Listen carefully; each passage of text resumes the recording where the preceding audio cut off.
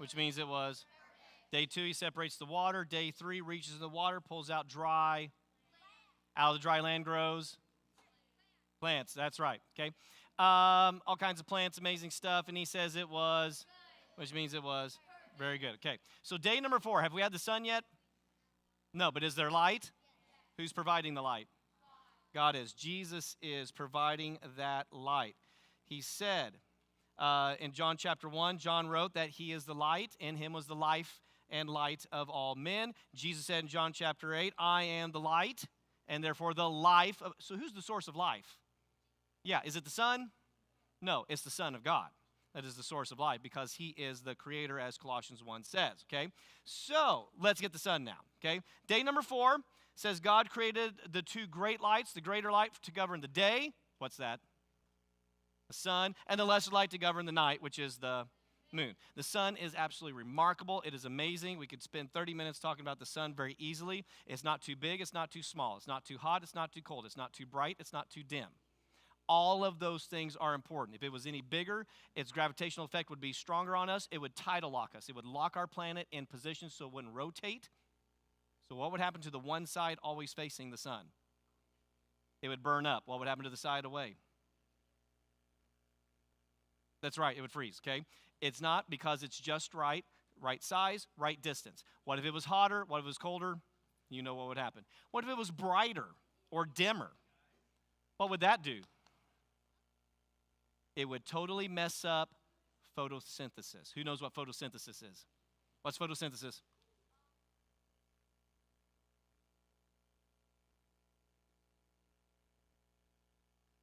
What uses photosynthesis? Plants, okay? The plant side, okay? How it gets its. So all that's very important, okay? So it is just right. It's called the Goldilocks zone. What's it called? And no other planet in the universe has ever been found to be in a Goldilocks zone like us, okay? The moon's pretty amazing. It is 700 times smaller than the sun, but it's 700 times closer to us. So in the sky, it looks what? About the same size as the sun does. In fact, it looks so much the same. What happens when the moon passes in front of the sun? You get an eclipse, okay? To our understanding, to this day, there's only one place in the whole universe where you can see a solar eclipse. Here. Exactly, right here. Yes?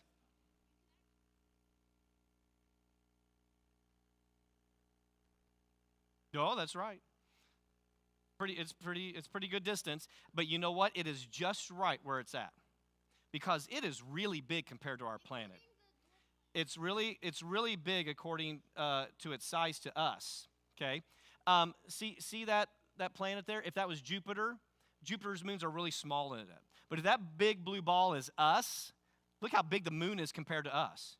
It's really, in fact, it has an effect on us. A very important effect that if it didn't, we would all suffocate. We'd have no air to breathe.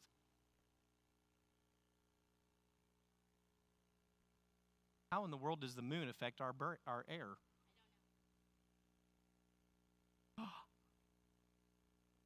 The tides, which are where? In the ocean. Anybody ever seen an aquarium? Do they just pour water in a bowl and let it go? No, what do they have running? Yep, a pump, a filter, all that kind of stuff. What would happen if it didn't do that? And everything would die. Exactly, okay? What's the filter for our oceans? The moon is the tide. It's so big, it grabs hold of it as it's going by, its gravity does, and creates the tides. That's the filter for the oceans, and if that didn't happen, we would suffocate. Guess what is the top producer of oxygen in the world? It is not the trees. It's the phytoplankton in the oceans. They provide, some estimates are up to 80% of Earth's oxygen. And without the moon, exactly the right size, the right distance. Who figured all that out and put it that way? God. So hence he says it was, which means it was. He then makes all the other stars. Also, it says in verse 16, everything else in the entire universe, which we have an entire VBS just about that. We have a whole VBS on just day 4 called the Light Lab because it's so amazing what God did, okay? We don't have time for all that, though, so let's get to day number 5. Day number 5, then God said, Let the waters teem with swarms of living creatures and that move about, with which the waters swarm after their kind, and let birds fly above the earth in the open expanse of the heavens. So God created the great sea creatures and everything that moves with the waters swarmed after their kind, and every winged creature after its kind, and God saw that it was good, which means it was perfect. Exactly. He then tells them, be fruitful and multiply, fill the waters in the seas, and let the birds multiply on the earth. And there was evening and there was morning, day number 5. We're on day number 5.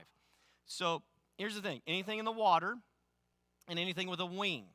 Maybe you didn't think about it. Normally you just see the word birds, but in the language of Genesis, it actually says anything that flies and anything that has wings. So anything with wings is made on what number day?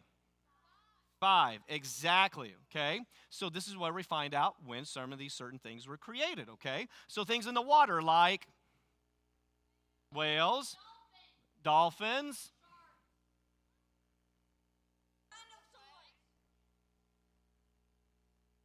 Can you say mosasaur?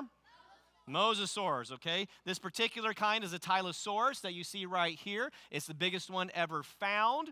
It's the Bunker specimen, so we call it Bunker. Hi, Bunker. Okay, Bunker found in 1910 by C.D. Bunker, the University of Kansas. It is 45 feet long.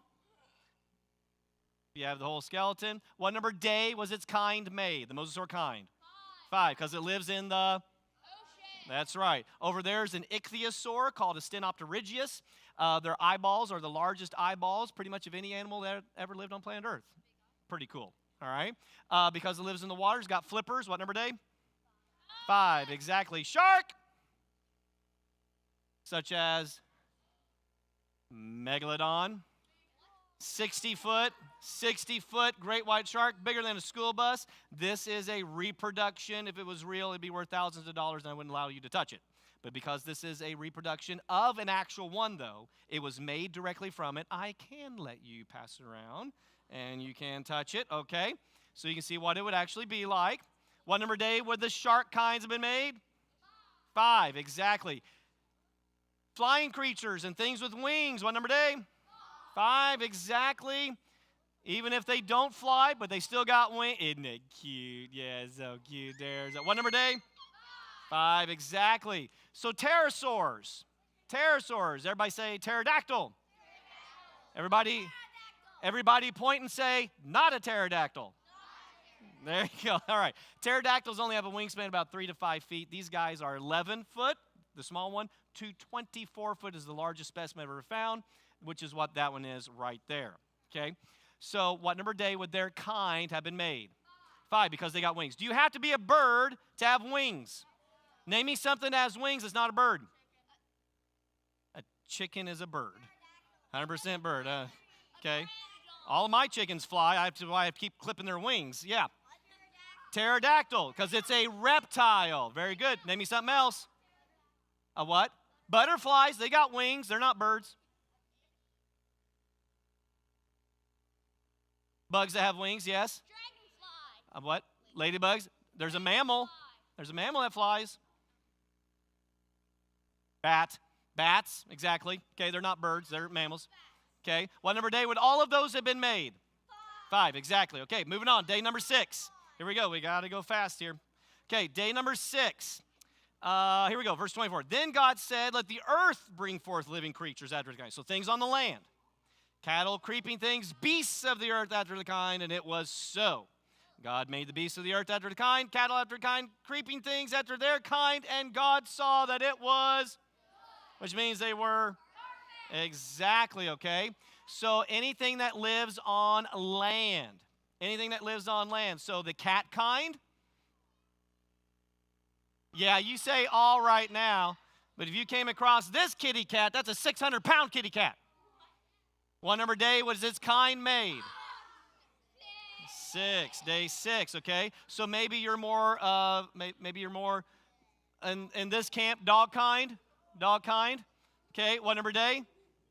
6, exactly. Bovine, cows, okay? Including not only oxen and longhorn, but bison, which is what this is here, okay? Yeah. they used to get, at the shoulders, they used to get up to 10 feet tall. A lot bigger than today. Okay, a lot bigger than today. So, but what number day was their kind made? 6, because they're on the land. Exactly. The elephant kind, what's that? Woolly mammoth. Exactly. It's just a hairy elephant. Extra hairy elephant. All elephants are hairy, but these are extra hairy.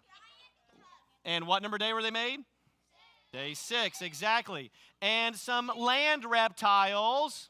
Everybody's favorite? There you go. Okay. What number day would their kind have been made? Day 6. Okay, now we got to learn something about dinosaurs. Are you ready? Here we go. Very important what we learned about dinosaurs here. What kind of an animal is a dinosaur? Reptile. Very good. What makes an animal a reptile? What? What makes it a reptile? Yes. Scales. Covered in scales? Covered in scales? Everybody? What else? Cold-blooded. Very good. How do they breathe? Through their nose, through a special type of lung system, okay? So, cold-blooded, covered in scales, breathe through their nose. And what does it mean if they're cold-blooded? It means they can't heat up their own blood, their own body. What temperature are you all supposed to be? 98. You're supposed to be around 98, okay? You're supposed to be around 98. Does it matter what the temperature is outside? No, you're still supposed to be what? 98, okay? Because your thermal regulation, your metabolism keeps you at a constant level. Not so with reptiles. Reptiles are whatever the temperature is. That's what they are. That's what cold-blooded means, because they can't heat themselves up. So if it's 70 degrees outside, they're what? 70 degrees. What if it's only 25 degrees outside? What do they need to do? They have to hibernate. Technically, it's called brumate for reptiles, but that's what they got to do. They hide in the holes in the ground, caves, someplace, so they pretty much rest because it's too cold. They can't do anything. What if it's like 108 outside? And what do they need to do then? They got to find some shade, find some water, find something to keep themselves cool enough until it gets cooler in the day, and then they go out and try to find something to eat and drink, okay? Because they're whatever the temperature is. So dinosaurs are reptiles. Name me some reptiles we have today. Lizards, snakes. Frogs are amphibians, but good try.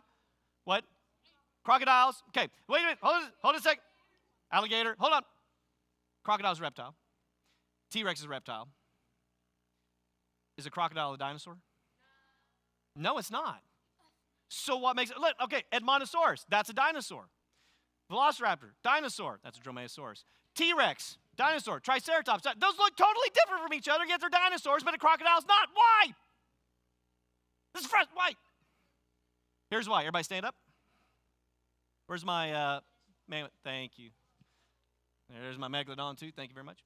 Okay, why? Here's why. Everybody stick your elbows out like this. Hands flat. When a crocodile wants to get up and take a walk, what's it got to do? It's got to push up.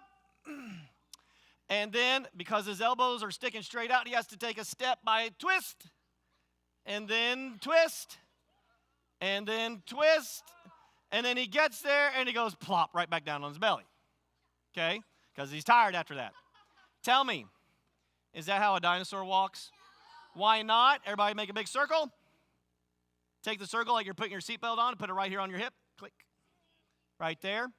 Dinosaurs, all of them have this big hole in their hips. So are their legs sticking straight out like this? No, where are they? Underneath of them. So this is how we remember what a dinosaur is. This is what gives them their own category. Okay? Everybody say this after me. A dinosaur is a reptile that walks up on its legs. Very good. That's what makes a dinosaur a dinosaur. Doesn't matter if he's walking on 4s or on 2. They have the hole in the hip. You see that hole up there? See the hole right there? Okay. That's what makes it a dinosaur. Everybody sit back down. Okay. Now, we only have a minute left, so here's the deal. There's something being taught about dinosaurs that is specifically to make you not believe the Bible, and some of you probably have never understood that, probably had no idea about that. You just thought this was something cool that we learned. It's something they've been teaching. In fact, I even heard some people say it today, and they think it's really cool, something that they had no idea about. But if we believe it and we understand that, then we're saying the Bible is wrong. That God didn't get things in the right order, that he messed up, that he didn't know what he was talking about, and you can't trust the Bible. Do you know what it is that they're teaching about that? About dinosaurs to make you not believe the Bible? You have to come back tomorrow. All right, thank you for joining us today. Be sure you come back tomorrow. This is very, very important. Our time is up. I'm sorry.